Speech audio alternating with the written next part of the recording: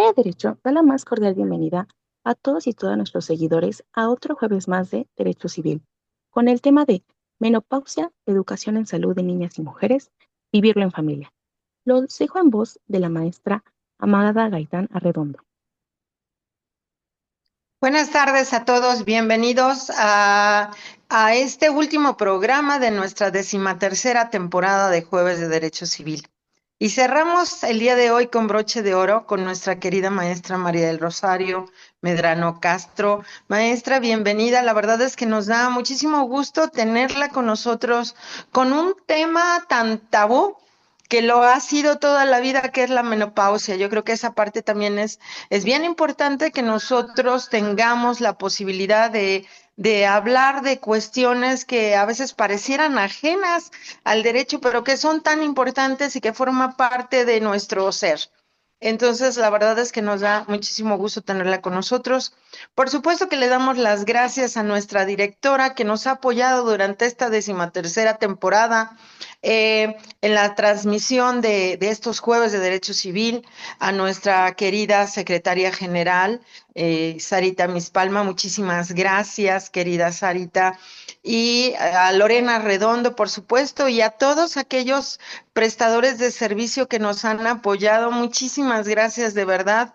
Estamos muy contentos de terminar una temporada más y esperamos seguir mucho tiempo con ustedes, a nuestros seguidores, desde luego, muchas gracias. Y como siempre, aquí al pie del cañón, mi querida maestra, secretaria del Colegio de Profesores de Derecho Civil, doctora Yadira Aide Huerta Reyes, bienvenida, nos da muchísimo gusto volverla a tener con nosotros. Y desde luego a nuestros alumnos, Braulio Sánchez, Jimena Morales, que nos van a hacer favor de apoyarnos, como nos han venido apoyando en esta temporada nuestros alumnos. Bienvenidos, porque estos programas son para ustedes. Muchas gracias. Maestra Yadira, por favor.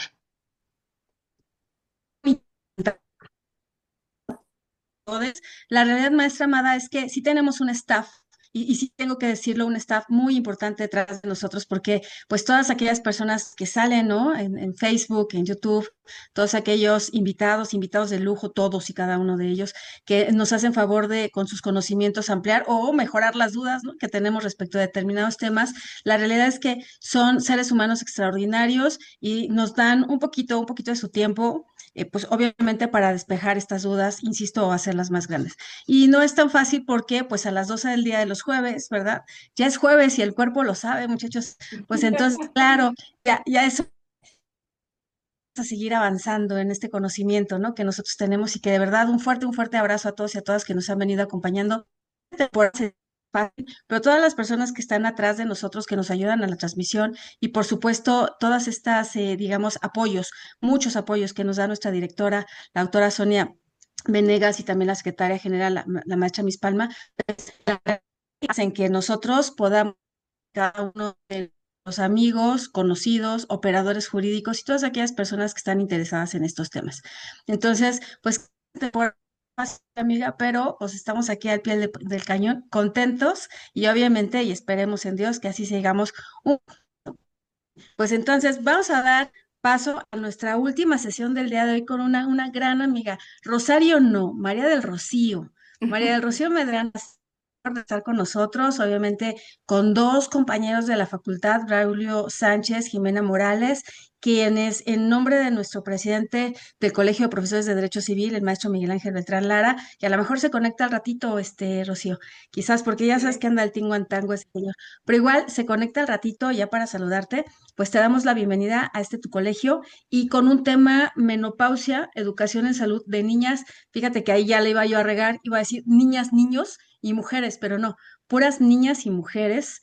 Vivirlo en familia, que es importante el reconocimiento de estos, de esta etapa, ¿no? De todas, en algo de nuestra vida, que además, pues, no se reconoce y genera ciertos problemas, por supuesto, cuando no es reconocido. Entonces, pues adelante, querida maestra, un abrazo. Ah, espera, antes de eso, déjame también señalar, tenemos a Jimena, discúlpame, Jimena, ya estoy hablando de violencias, no te estoy viendo, discúlpame. Jimena Morales nos va a hacer el favor de presentar el currículum de la maestra María del Rosario. Adelante, Jimena.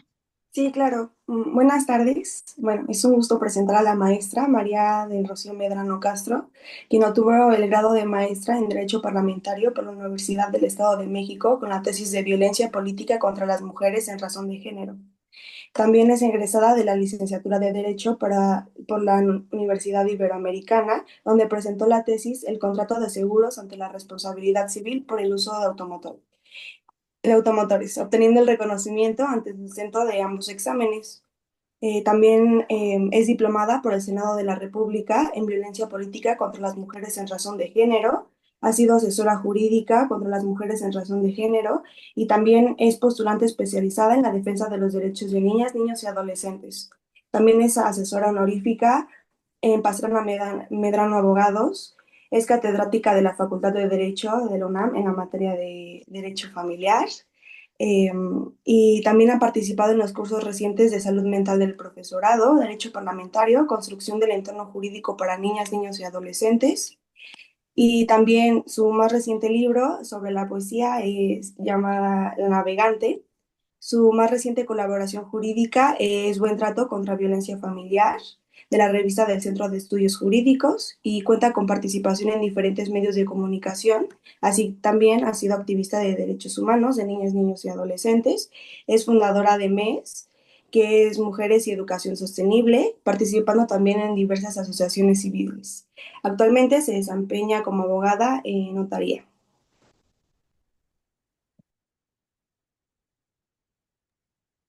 Excelente, maestra, pues adelante, por favor. Pues vamos a comenzar. Muchísimas gracias por esa calurosa bienvenida en este espacio de los jueves de Derecho Civil. Querida Amada, querida Yadira, doctora, profesora, maestra, pues es un gusto para mí estar aquí, estar con Jimena, estar con Braulio, dos alumnos brillantes, excelentes y sobre todo participativos. Este nuevo formato en donde nuestras alumnas y nuestros alumnos están participando, a mí la verdad es que me ha causado pues un gusto y un impacto muy agradable porque creo yo que es la forma en que podemos también contribuir con ellos a que empiecen a foguearse, a que empiecen realmente a tomar conciencia de la importancia que tienen las redes sociales, de la importancia que tiene su formación académica y sobre todo la participación dentro de la facultad, de nuestra queridísima Facultad de Derecho, y algo muy importante, que se den cuenta a través de ellos dos, que son quienes participan,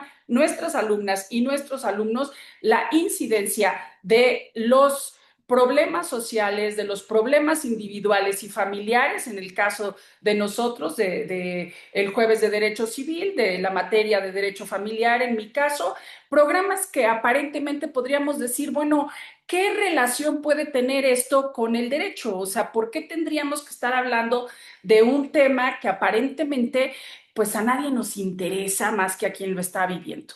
Y la realidad es que desde el título, no saben, mientras hice yo toda esta investigación, yo decía, pero ¿en qué punto me metí en esto? O sea, ¿cómo? ¿Cuándo? ¿Cuándo? ¿Cómo es que pasó esto? Y bueno, por ahí Amada fue quien en algún punto hizo la propuesta y de repente yo ya estaba subida en este tema. Estoy viendo por ahí a nuestro querido Miguel Ángel Beltrán, que no quiero seguir sin que él tenga su valiosa participación como todos los jueves. No, al contrario, muchísimas gracias. Aquí estamos siempre pendientes de nuestros jueves de Derecho Civil. Rocío, bienvenida. Este es tu colegio, lo sabes, eres parte muy importante y bueno, te estamos escuchando con muchísima atención. Buenas tardes a todos y a Gracias. todas. Y entonces, pues de repente yo ya me vi en este tema y bueno, pues elaborar todo el tema y pensar en menopausia, educación en salud de niñas y mujeres y vivirlo en familia, que al final del día esa es la parte rica, valiosa, que creo yo que en virtud del tiempo y de los tiempos en que nos encontramos, tenemos que hacer pues una antes y un después. Incluso me atrevería yo a decir que me remontaría un poco a esa etapa que acabamos de vivir del COVID, en donde la salud de las personas y de la familia se vio bajo otro espectro. Y tenemos que estar constantemente tomando esa conciencia que tiene hoy la salud. En primer lugar, empezaré yo diciendo que la Organización Mundial de la Salud reconoce y define que la menopausia es la interrupción de la etapa reproductiva de las mujeres y esta ocurre entre los 45 y los 55 años de edad y se manifiesta básicamente ante la falta del ciclo menstrual después de 12 meses. Y hasta ahí vamos. Ahora, como bien decía la maestra Amada, ciertamente es una etapa de vida que se ha visto bajo una discriminación y un menosprecio que yo puedo decir hoy que simple y sencillamente tendríamos que sumar que es una más de las discriminaciones y de las violencias o de los micro temas despectivos bajo los que se encuentran las mujeres. Sin embargo, la evolución en la que nos encontramos al día de hoy, con una etapa de vida que se viene prolongando, obviamente las mujeres dicen, no estoy dispuesta a tolerar más que esta etapa de vida la tenga yo que vivir sola, la tenga yo que vivir bajo discriminación o la tenga yo que vivir en el te aguantas porque eres mujer y porque te tienes que aguantar. Entonces, bajo este concepto, pues es interesante ver que se viene dando una interpretación diferente y bueno, pues como siempre, a la vanguardia de los temas, nuestra querida Universidad Nacional Autónoma de México, a través de la coordinación para la igualdad de género y la Facultad de Medicina, vienen haciendo un cambio muy importante en que estos temas se aborden, se conozcan, se vean desde una perspectiva inclusiva, incluso desde un ámbito en donde es muy importante hacer hincapié en que en primer lugar, pues es un proceso natural.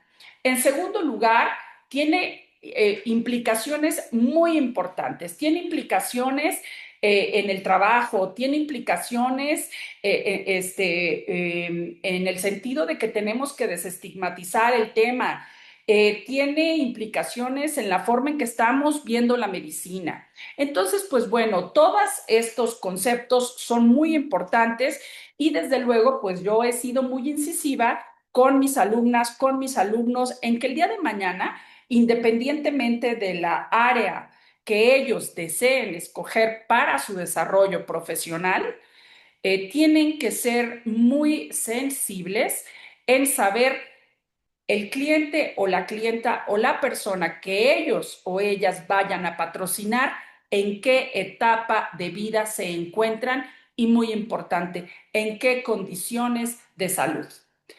En mi experiencia profesional, por ejemplo, yo puedo decir que he tenido contacto con mujeres que se encontraban en juicios donde han sido, pues un juicio no es un área fácil y un terreno fácil. Nosotros tenemos esa formación, pero para el ciudadano común que acude a nosotros y acude por nuestra representación, por ejemplo, madres que se encuentran en depresión postparto.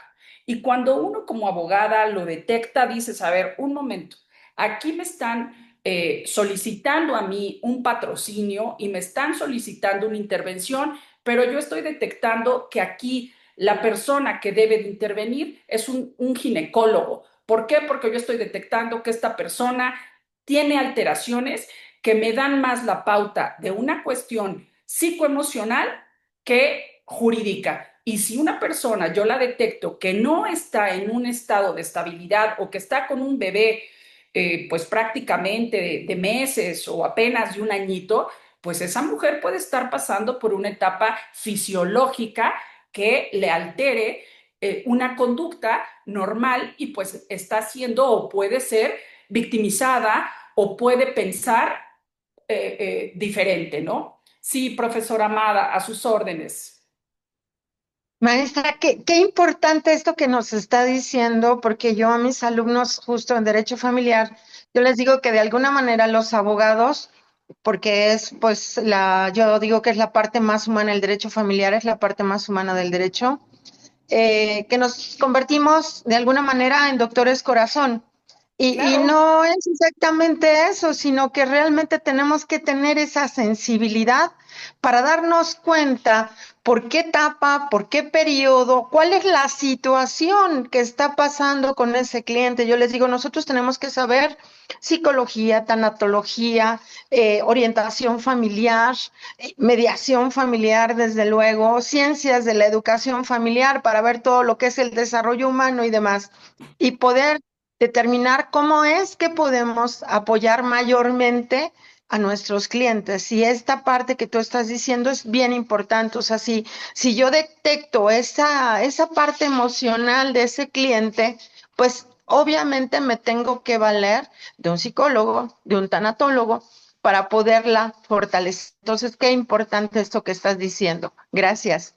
Sí, y fíjese, profesora Amada, que la realidad es que yo desde hace tiempo y más con la práctica profesional vengo observando que concretamente en el derecho familiar es un área del derecho que cada vez más demanda que se toque de manera interdisciplinaria. ¿Por qué? Porque nuestra intención no es vivir en los tribunales y dejar a las personas que pierden la salud, la estabilidad, su patrimonio en los tribunales, sino ayudarlos a que bajo una circunstancia de respeto retomen la normalización de su vida lo antes posible. Entonces, bueno, a mí me gustaría que Braulio o que Jimena preguntaran qué inquietudes tienen, cómo ven el tema, qué inquietudes les despertó a ustedes el que participemos con estos temas. Claro que sí, profesora. Buenas tardes. La verdad es Buenas que tardes, para Braulio mí, Sánchez. como, Muchas gracias por tu colaboración. al contrario, gracias a ustedes por su invitación. A mí la verdad es que es un tema que me está enseñando mucho, a pesar de que tengo una mamá que ya se encuentra en esta etapa. A raíz de la investigación que estuve realizando para poder tener participación en esta mesa con ustedes, pues sí, he notado que con nosotros como hombres tenemos que educarnos muchísimo al respecto para poder también acompañar en este proceso, porque pues justamente tenemos que acompañar a las mujeres en este proceso para poderlas también entender. Pero sobre todo me gustaría hacer una pregunta en particular, profesora. Es justamente hablando de este tema de educación hacia los hombres, ¿de qué manera se podrá educar a la sociedad para tratar esta etapa con respeto, con empatía y sobre todo con la gratitud que se merecen las mujeres? Es una pregunta muy importante porque la realidad es que necesitamos ser una sociedad que nos eduquemos más desde una normalización. Entonces, si partimos que esta etapa de menopausia es fisiológicamente natural, pues vamos a poder romper los tabús que hay. Los dos tabús primordiales que hay es que, pues la señora está menopáusica, ¿no? Entonces, si a eso lo unimos con que a las mujeres jóvenes las agreden porque cualquier cosa que les pasa dicen es que está en sus días. Entonces, imagínense el estigma. Vamos con que o están las jóvenes en sus días o somos menopáusicas. Entonces, bajo estos esquemas, la sociedad sigue moviéndose de manera muy primitiva. Entonces, ¿de qué manera se pueden reeducar? Bueno, si las mujeres adultas que hemos pasado o estamos pasando o están pasando o han pasado por esta etapa desde jóvenes, se ve que esto es parte de la vida que vamos a tener y que va a acompañar a la mujer, pues obviamente podemos también educar en el seno de nuestra familia y darnos el tiempo de decir, bueno, a ver, yo pues de momento, así como en algún punto dije, bueno, pues yo quería ser mamá y para ser mamá, pues bueno, necesité de una pareja, tuve a los hijos, decidir, por ejemplo, darme cuenta de lo importante que es la lactancia, ¿no? En las hijas y en los hijos, y así va evolucionando. Llega un punto donde dices, bueno, va a empezar en un breve tiempo esa etapa de vida llamada comúnmente climaterio, pero no se trata nada más porque así es como está vista, como que un día dejas de tener menstruación y punto y final, qué padre, ya descanso de esa situación mensual. No, no es así. Es importante educarnos en este sentido. La parte de la menopausia tiene un anuncio que se llama premenopausia. O sea, el cuerpo te empieza a decir, Estoy a 2 minutos de meterte me gusta hacer esta comparación. Estoy a 2 minutos de meterte un frenón y vas a ver lo que se siente, ¿no? Es como empiezas a ver como que los síntomas pueden ser caída del pelo, insomnio, subir un poco de peso, alteraciones de humor, pero sobre todo, amablemente el cuerpo lo que nos dice es empiezas a tener alteraciones en tu ciclo menstrual. Posteriormente viene el que deja de haber ese ciclo menstrual, pero hemos creído socialmente que una vez que llegue eso no pasa nada. Y no. Cuando ya estás en toda esta etapa de menopausia, viene entonces, después de un año de haber dejado de menstruar, viene la posmenopausia. Y ahí hay una situación muy importante. Y esta situación es de destacar que viene una baja, concretamente una inestabilidad de las hormonas tan importantes para el desarrollo humano, especialmente una baja de estrógenos. Pero yo me encontré durante la investigación con datos tan importantes que al bajar los estrógenos empieza a haber una mala circulación en todos los conductos, o sea, todo lo que son arterias, etcétera, por esa falta hormonal, lo que consecuentemente puede traer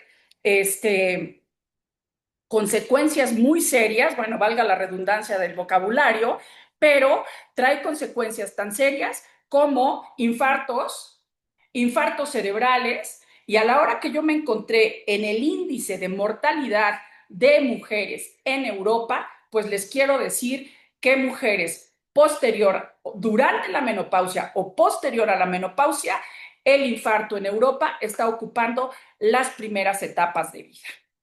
Las primeras etapas de mortalidad de las mujeres. Y eso a mí me parece muy interesante. Entonces, respondiendo tu pregunta, Braulio, yo creo que debe educarse desde la infancia, como muchas situaciones. Adelante, Braulio.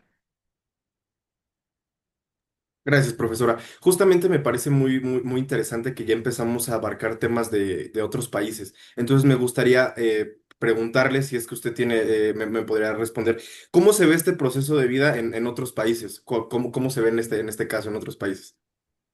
Pues fíjate qué importante pregunta la que estás haciendo. Mira, en otros países, haciendo esta investigación y acudiendo un poco al derecho comparado, por ejemplo, el caso que toma la delantera es Japón.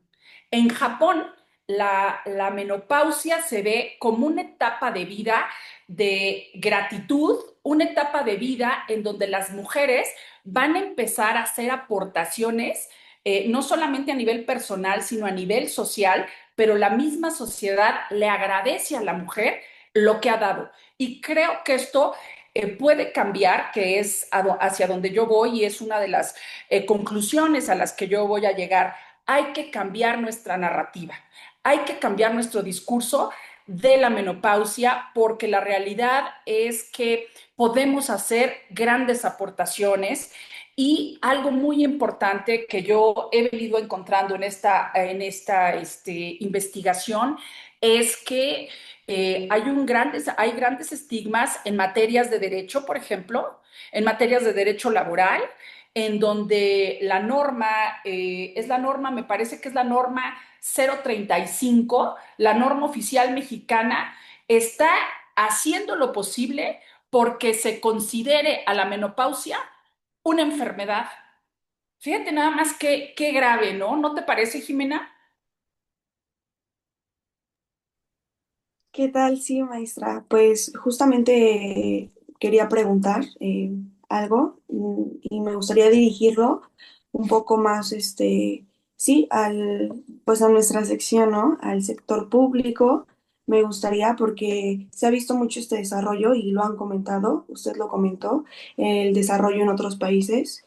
Sin embargo, me gustaría saber este desarrollo que hay pues en nuestra rama, ¿no? En el sector público, con estos diferentes desafíos que pues nos ha mencionado igual, como igual la parte pues de las citas ginecológicas, ¿cómo se podría abordar mejor este tema en este sector para poder pues ayudar a estas clases trabajadoras que no tienen tanta accesibilidad pues sí, de un tratamiento adecuado y pues Oportuno, menos ¿verdad? lesivo Pues para ellas. fíjate que en esta investigación me di cuenta que desde hace muchos años, y no es casualidad, o sea, ha sido necesario.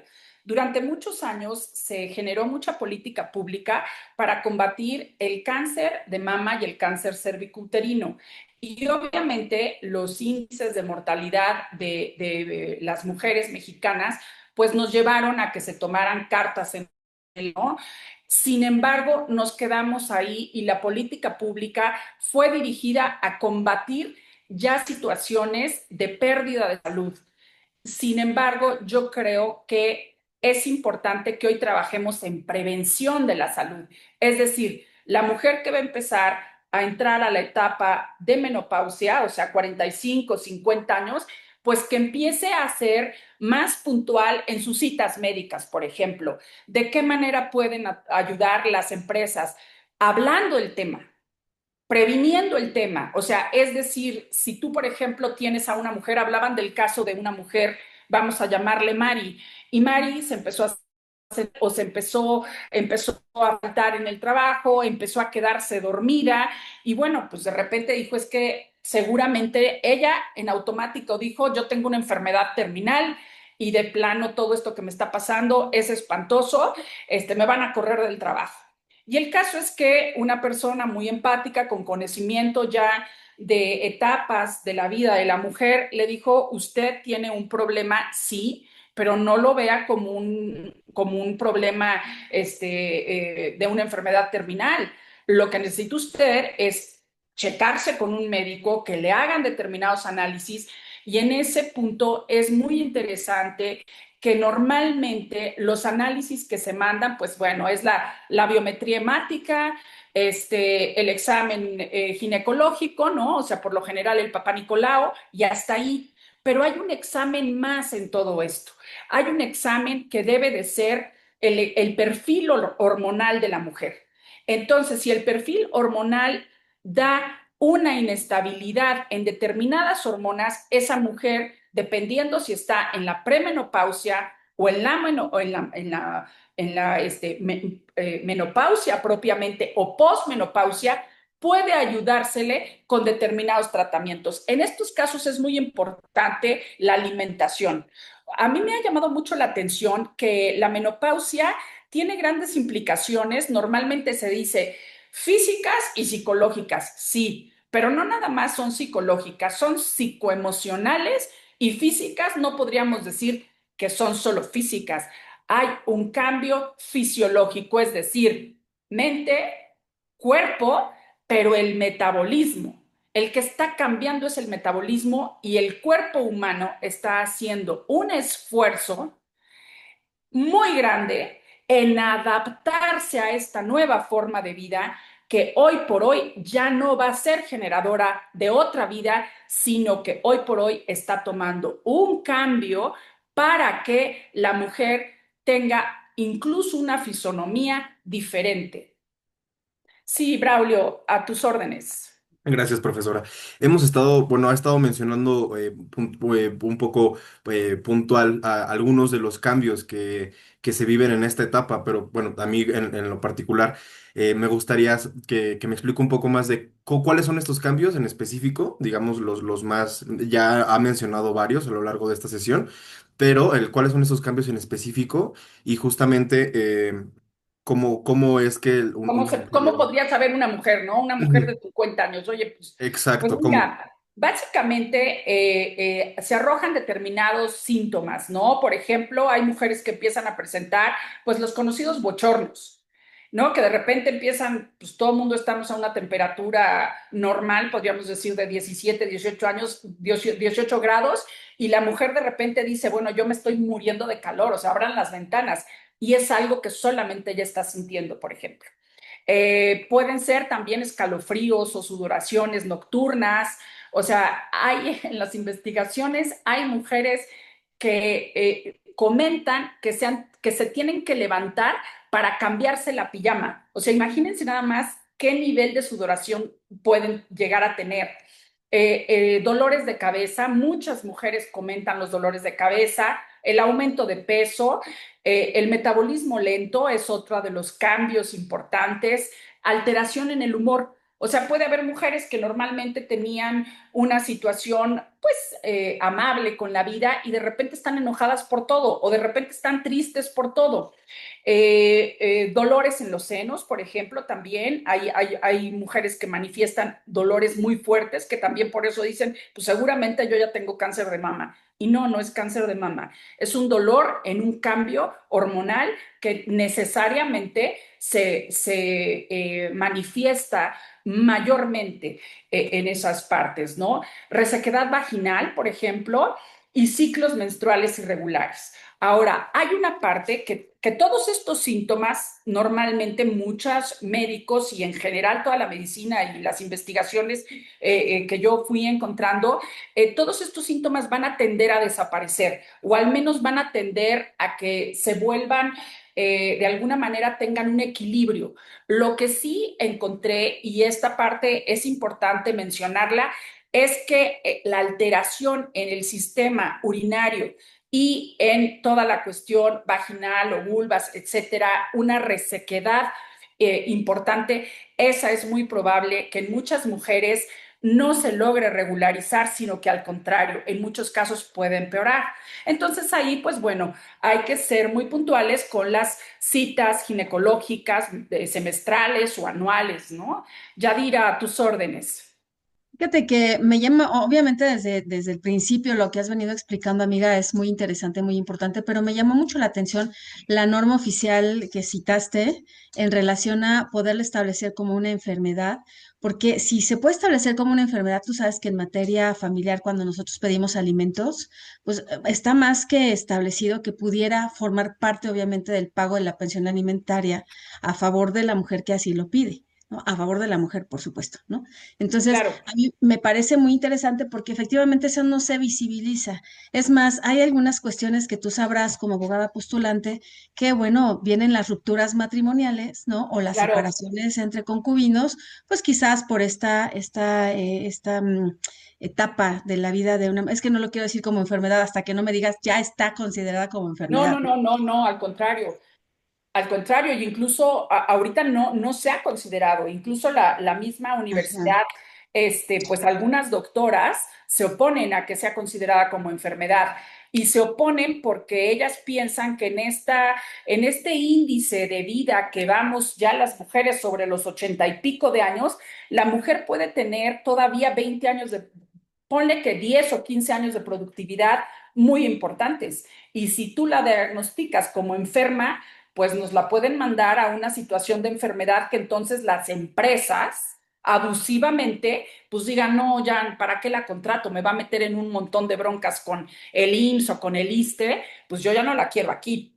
Es un arma de dos filos. Sí, Es es un un arma de arma dos de filos. dos filos. Digo, lo que tú estás mencionando creo yo que puede ser muy importante, Ah, ¿no? Una mujer que esté requiriendo pensión alimenticia, ¿no? Que se considerara la alteración que una mujer pudiera tener en todos estos cambios fisiológicos. Pero yo creo que ahí podría bastar con un perito, ¿no? Un perito que diagnosticara que, bueno, efectivamente la mujer se encuentra bajo un cambio hormonal importante que le está impidiendo tener determinada funcionalidad, pero que aunque sea temporal, es importante que no se le cargue más la mano sí. económicamente, sino que al contrario, ¿no? La misma familia provea, ¿no? Y que la pensión alimenticia, pues también al menos considere, por ejemplo, aprovecho este espacio para decir, vamos a suponer que la mujer tuviera que necesitar una terapia hormonal y que se pudiera considerar, ¿no? En el pago de pensión alimenticia. O sea, ok, tienes que considerar que esta mujer está bajo determinado tratamiento y se tiene que cubrir eso, ¿no? Por decirte. Que aprovecho este paréntesis de la terapia hormonal para decirles que actualmente la Federación Norteamericana de Medicamentos está de fiesta, o sea, no saben cuántas mujeres están celebrando que en estos últimos días, en este espacio de 3 semanas para acá, le han quitado totalmente a los medicamentos de la terapia hormonal los estigmas que le habían puesto, ¿no? Que son las etiquetas, o sea, que tenía como que son medicamentos que generaban cáncer. Y es bien interesante esta parte, porque hay mujeres que están en la premenopausia o ya en la menopausia y requieren de la terapia hormonal después de análisis médicos y bajo un tratamiento médico, soy muy enfática en esto, y resulta ser que durante años, muchos años decían que no les den hormonas porque las mujeres que toman hormonas durante la etapa de menopausia, que básicamente son estrógenos, pueden desarrollar cáncer de mama o cáncer cervicuterino. Ok, eso es cierto, siempre y cuando tengas un indicio de un antecedente previo. Es decir, si tenemos a una mujer que tiene fibrosis quística en los senos, pues quizá la terapia de reemplazo hormonal no sea recomendable para ella.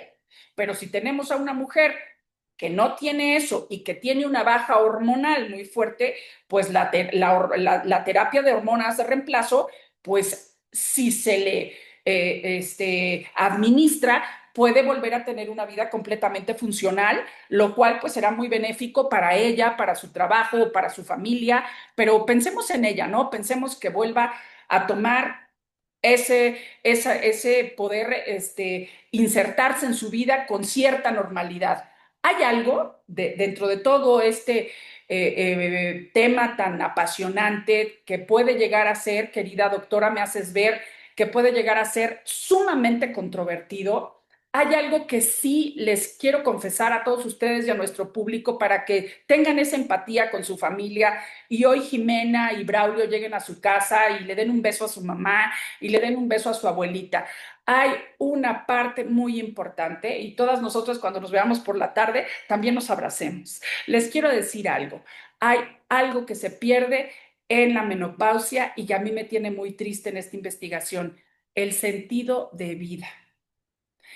El que las mujeres lleguen a una etapa en México, especialmente de menopausia, y que de momento no sepan qué va a ser de su vida, pues obviamente nos da la evidencia de que venimos teniendo una cultura en donde a la mujer en muchos casos se le cargó la mano de muchas circunstancias y llega un punto en la vida en donde dejó de ser ese ser humano que ancestralmente se le venía viendo como que su único sentido de vida era el reproductivo y que una vez que llega a esta etapa, pues ya es un ser inservible.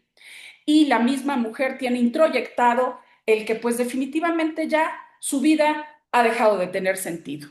Y si no se diagnostica que pudiera estar en una etapa, porque no siempre es así, en una etapa de menopausia, premenopausia o posmenopausia, esta mujer en muchos casos empieza a ser diagnosticada con ¿qué creen?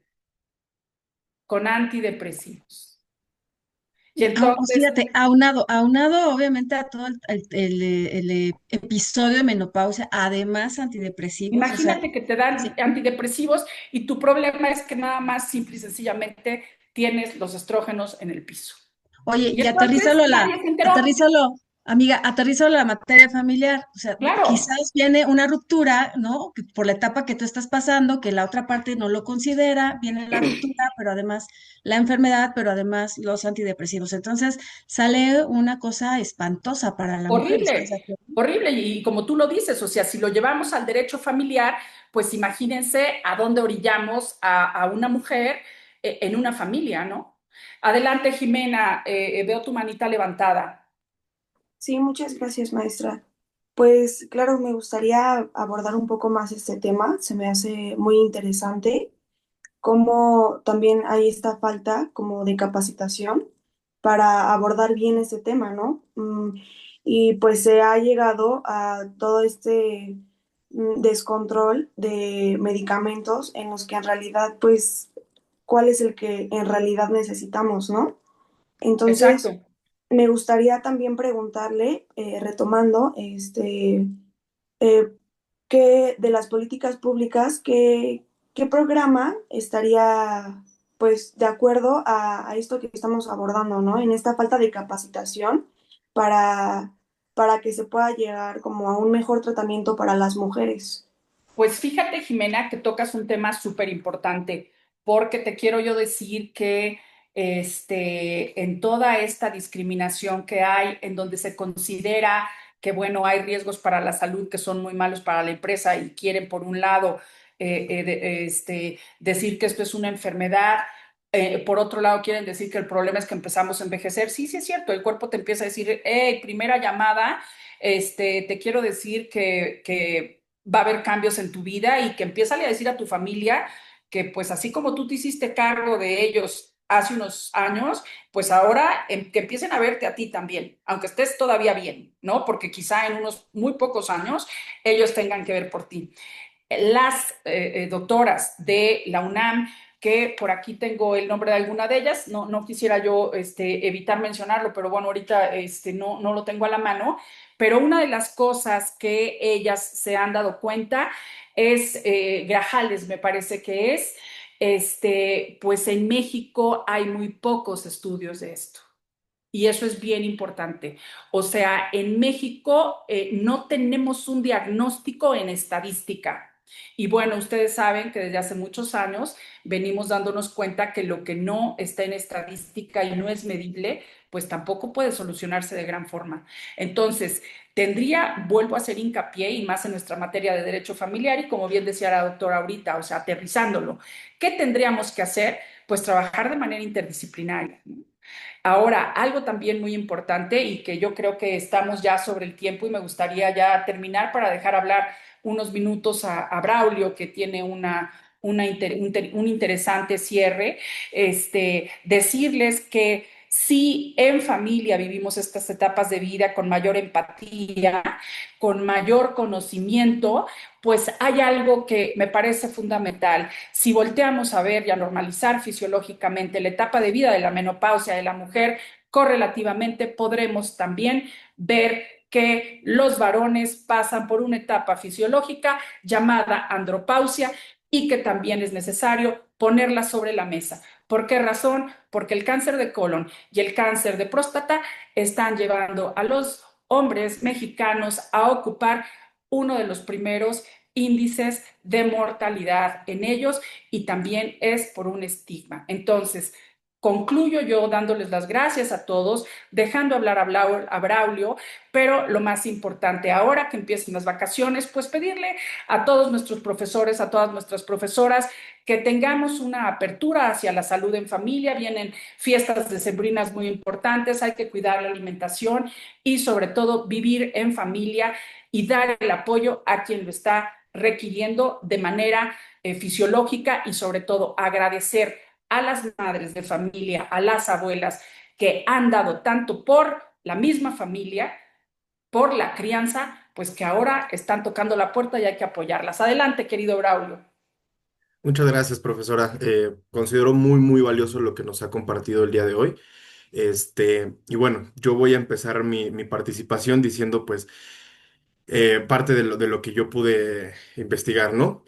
Dentro de todo esto, pues yo puedo afirmar en este punto que la menopausia sigue siendo un punto ciego del derecho de familia. No por falta de normas, sino porque rara vez vamos a nosotros como abogados a analizar esta transición fisiológica que puede producir efectos jurídicos reales y tangibles dentro de la vida matrimonial. Para abordar, obviamente, este tema con cierto orden y puntualidad y con perspectiva de género, como lo exige el estándar jurisdiccional hoy en día, pues voy a estructurar mi intervención en únicamente tres ejes que van a reflejar las dimensiones más relevantes que yo pude analizar, que sería el deber, el costo y la ética profesional. El primer eje que quiero abordar es el deber de ayuda mutua, que para mí es el más importante, porque este deber no solamente es una aspiración moral, es una obligación jurídica que va a definir la vida en común. ¿Esto qué quiere decir? Quiere decir que durante la menopausia, este deber va a adquirir un contenido verificable. La doctrina y hasta cierto punto algunos criterios al día de hoy van a señalar y sostienen que el bienestar integral del cónyuge va a formar parte de la evaluación del cumplimiento del deber, especialmente cuando se incorpora la perspectiva de género. Conductas positivas como redistribuir las tareas, el insomnio y la fatiga, o acompañar a consultas médicas, acompañar en la carga del hogar, van a formar parte del deber. Sin embargo, conductas negativas como la burla, la minimización de síntomas o uso de la niebla mental como descalificación, que es muy común, constituyen omisiones muy relevantes. Esto, pues, cuando es una reiteración, cuando esta falta de apoyo es muy sistemática, no estamos hablando de problemas de pareja ni de problemas privados, sino de un incumplimiento jurídico que va a sustentar el desgaste del vínculo matrimonial como causa de divorcio. Esto es muy importante, como causa de divorcio. Y aquí es donde vamos a abordar el segundo eje, que es el de ayuda mutua, que este no solamente tiene efectos conductuales, sino también efectos patrimoniales. El segundo eje es el económico.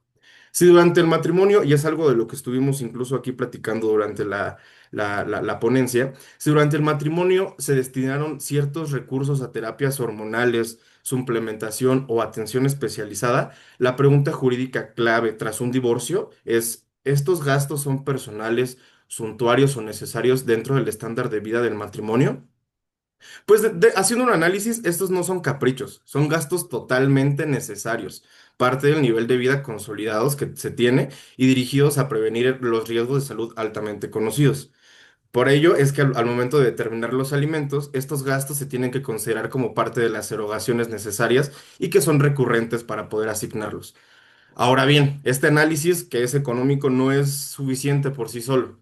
Nosotros como abogados podemos conocer las cifras, pero si se desconoce el contexto humano que las va a originar, la asesoría que podemos brindar nosotros es incompleta. Y es ahí donde surge el tercer eje, que es el tercer eje de la parte ética. Cuando un cliente que es que ustedes, que como abogadas ya postulantes, la maestra con su carrera como abogada postulante, es común que un cliente va a llegar al despacho y va a afirmar que la pareja cambió. La función profesional, como nosotros como abogados, es contextualizar. Estamos obligados a contextualizar este problema. Incorporando nuevamente una perspectiva de género, implica preguntarnos si estos cambios corresponden a un proceso que es únicamente fisiológico que impacta a la dinámica familiar. Aquí como abogados tendríamos dos alternativas para poder tomar. La primera es convertir este relato que nos va a llegar en una demanda inmediata. Es lo primero que podríamos hacer, convertir todo esto en una demanda. O la segunda, que sería obviamente parte de nuestra labor, ejercer la asesoría integral, indagando si existe una etapa vital en curso o si se ha cumplido el deber de ayuda mutua y si hay, en dado caso, espacio para la mediación. Como ya lo dijeron aquí anteriormente, nosotros no somos terapeutas, pero sí somos responsables de evaluar este contexto humano de los conflictos. Ignorar la dimensión fisiológica que se tiene en este ciclo vital es una omisión profesional gravísima dentro del derecho familiar contemporáneo. Y ya, para no alargarme demasiado, en síntesis puedo concluir que la menopausia va a revelar una desconexión entre la realidad y la práctica jurídica, obligándonos a nosotros a tres cosas. Concretar el contenido del deber de ayuda mutua, que es lo más importante, reconocer los gastos de salud como parte de vida del estándar de familia y ejercer una asesoría jurídica que contextualice todos estos conflictos con perspectiva de género. Sería todo de mi parte. Creo que pues dentro del desafío actual del derecho de familia, pues tenemos que analizarlo, no reducirlos ni invisibilizarlos. Muchas gracias. Adelante, Yadira. Hoy, maestra, no, Braulio, sería todo de mi parte. Pues, ¿qué más quiere decir? La realidad es que fuiste bastante elegante y muy técnico en todas tus precisiones. Te felicito, Braulio. Sí, yo sí, me gustaría nada más aclarar esta parte que me parece sumamente interesante, muy importante, que no está visibilizada y que gracias a ti, Rocío, en esta participación, sí la tenemos que tomar en cuenta. Estas situaciones por las que pasan hombres y mujeres, porque tú hablaste sí de la menopausia y lo dijiste a fondo, pero además muy puntual y muy técnica, pero también los varones, ¿no? También Exacto, ellos sí, sufren. también hablaba yo de la andropausia, ¿no? Que Ajá. necesitamos ver, sí. Entonces hay que estar obviamente al pendiente y reconocer estas etapas, insisto, no voy a decir enfermedad todavía, pero sí estas etapas por las cuales la mayor parte de las personas transitamos o vamos a transitar o ya pasamos, ¿no? Pero lo cierto es que están ahí latentes, ¿no? Y que podemos nosotros estar en esa situación. Hay que reconocerlas, pero más que nada también me parece que ahí faltó un poquito, Braulio, me pareció excelente tu participación, déjame, te felicito nuevamente, pero también sensibilizar a las personas, ¿no? Sensibilizar. Claro. Obviamente sí en el reconocimiento, pero también en cómo puedo yo tratar de entender a esta parte integrante de mi familia, porque no somos desechables, Rocío. Claro, Es claro. decir, no es como que, ay, bueno, pues tus 20, 30 años de vida que ya me diste, pues ya te llegó la menopausia, con permiso, muñequita, viene la nueva. No, formamos parte de una familia, generamos hijos, tenemos obviamente esta dinámica que bien lo dijo Braulio, de ayuda mutua, de solidaridad, ¿no? De reconocimiento entre nosotros, pero sobre todo y más importante, de amor y respeto, ¿no? Que cuando lo hay, bueno, pues no habría la necesidad de estarles diciendo, oye, reconoce y ayuda, sino solito se da, pero pues desafortunadamente están estos problemas en materia familiar, ¿no? Es un Maestra hecho. amada.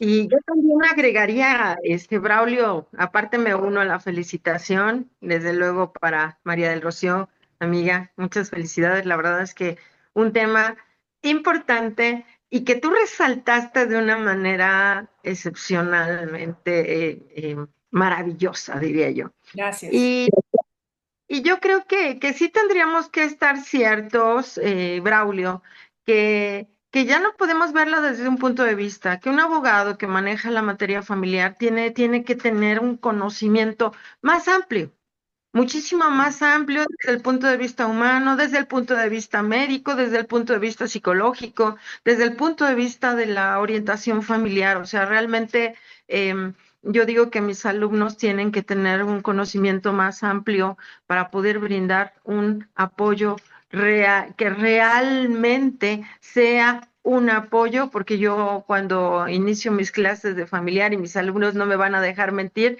les digo, lo menos que les voy a enseñar es derecho. ¿No? Y no porque no me vaya a enseñar, sino porque hay tanto que saber y hay tanto que conocer en materia familiar que no nos podemos quedar solamente con que el artículo tal nos dice tal, el artículo tal nos dice tal, el artículo tal nos dice tal. No, no, no. Tenemos que verlo desde varios puntos de vista, desde varias ciencias, y ya no solamente desde la ciencia del derecho, tenemos que verlo desde varios puntos de vista, y la verdad es que este tema viene a resaltar esta parte, ¿no? De cómo incluso no, como dice la maestra Yadira, yo no voy a hablar de salud, pero obviamente acuérdense que en términos del artículo 288 voy a hablar de un artículo exactamente que habla de cómo es que nosotros o qué es lo que tendría que tomar en cuenta el juez para fijar una pensión alimenticia, pues obviamente también tiene que fijar esa parte, tiene que determinar esa parte porque nuestra salud como mujeres se debilita cuando estamos ya en esta parte de la premenopausia, de la menopausia o de la posmenopausia. Obviamente que va a haber consecuencias, va a haber conflictos, ya lo estuvimos viendo, y esa parte también tendríamos que tenerla bien clara. Entonces, maravillosos. Jime, ¿algo que decir, Jimenita? Sí, claro. Este, Como usted lo mencionó, yo creo que también deberíamos enfocarnos mucho en la parte psicológica, ¿no?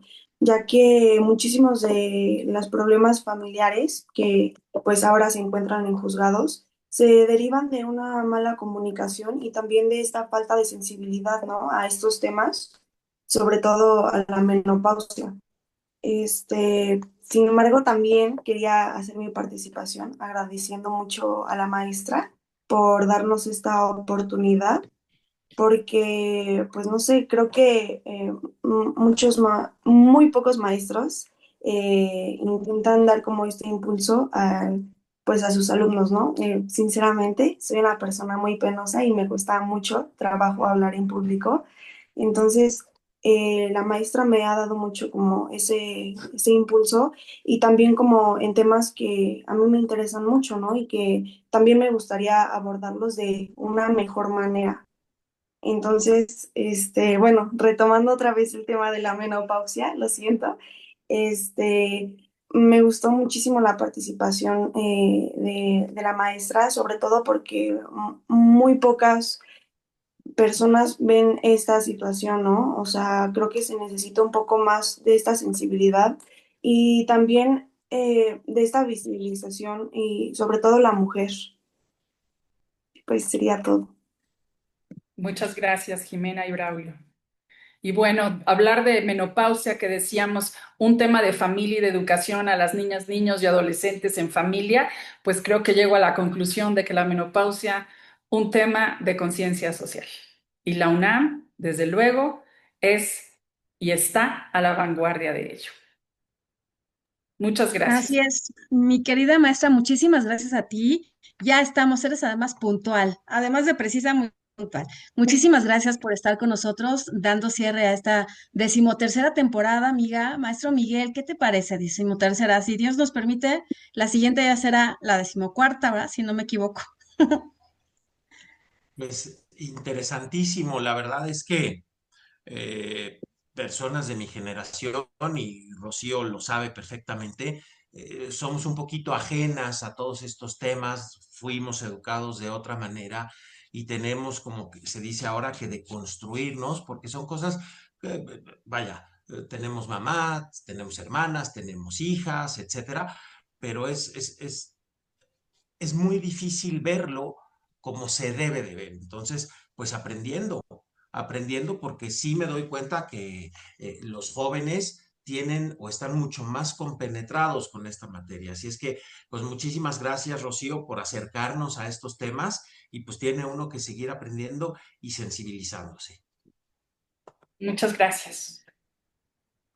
Pues con esto estaríamos concluyendo esta decimotercera temporada de Jueves de Derecho Civil con un gran tema. Gracias, María del Rocío Medrano Castro. Muchísimas gracias por tu participación. Muchísimas gracias a todos aquellos que hicieron posible esta decimotercera temporada de Jueves de Derecho Civil. Desde luego que a todos aquellos público que nos sigue, a todo ese público que nos sigue, de maestros, de alumnos, de público en general, y como lo dice la maestra Yadira y de Huerta Reyes, pues a nivel internacional, de verdad que agradecemos mucho que nos sigan viendo. Los esperamos en una nueva temporada de Jueves de Derecho Civil, si así nos los permite nuestra facultad, desde luego, y pues los esperamos por la tarde en Contrafirma. Acuérdense que hoy es jueves del Colegio de Profesores de Derecho Civil, así es que los esperamos también. Muchísimas gracias a todos. Muchas Muchas gracias. gracias.